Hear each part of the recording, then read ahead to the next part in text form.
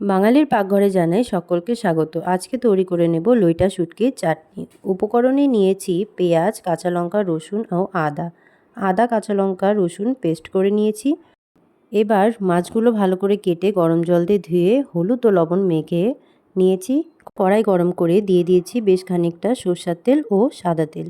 তেলের পরিমাণটা একটু বেশি ব্যবহার করব।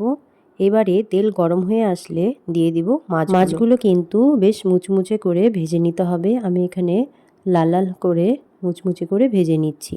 এবার আলাদা একটি পাত্রে তুলে নেব। ওই তেলে দিয়ে দিচ্ছি কেটে রাখা পেঁয়াজ কুচি আর টমেটো কুচি। প্রায় একটা বড় টমেটো আর দুটো বড় সাইজের পেঁয়াজ আমি ব্যবহার করছি। পেঁয়াজ ও টমেটো হালকা ভাজা হয়ে আসলে দিয়ে দেব স্বাদ অনুসারে লবণ আর ব্যবহার করবে পরিমাণ অনুসারে হলুদ দিয়ে ভালো করে মিশিয়ে নেব। এই রেসিপিতে স্বাদ বাড়ে শুধুমাত্র মশলা কষানোতেই। এরপরে ভালো করে লাল লাল করে পেঁয়াজ ভাজা হয়ে গেলে দিয়ে দেব বেটে রাখা মশলা। বাটা মশলায় নিয়েছি আদা, জিরে, কাঁচা লঙ্কা ও অর্ধেক একটা পেঁয়াজ। এরপর ভালো করে মশলা কষিয়ে নেব। এই সময় গ্যাসের হিট বাড়িয়ে নিয়ে মশলা কষাতে হবে।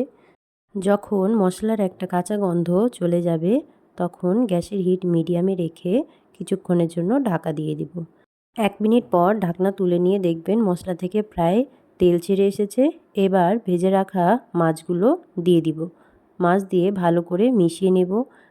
এরপর মাছগুলো দিয়ে আরও 2 থেকে 3 মিনিট গ্যাসের হিট বাড়িয়ে কষাতে হবে। বেশ খানিকক্ষণ কষিয়ে নেওয়ার পর যখন মশলা থেকে একেবারে তেল ছেড়ে আসবে তখন ব্যবহার করব 1 কাপ অনুসারে জল দিয়ে মিশিয়ে নেওয়ার পর 2 থেকে 3 মিনিটের জন্য ঢাকনা দিয়ে দেব। এরপর ঢাকনা তুলে দেখবেন প্রায় জল শুকিয়ে এসেছে। এবার 2 থেকে 3 মিনিট আবারও নেড়ে চেড়ে কষিয়ে নিন। নামানোর আগে তোমরা চাইলে গরম মশলাও ব্যবহার করতে পারো। এইভাবেই তোমরাও একবার লইটা শুটকির চাটনি তৈরি করে দেখো। খেতে কিন্তু খুবই অসাধারণ হয়।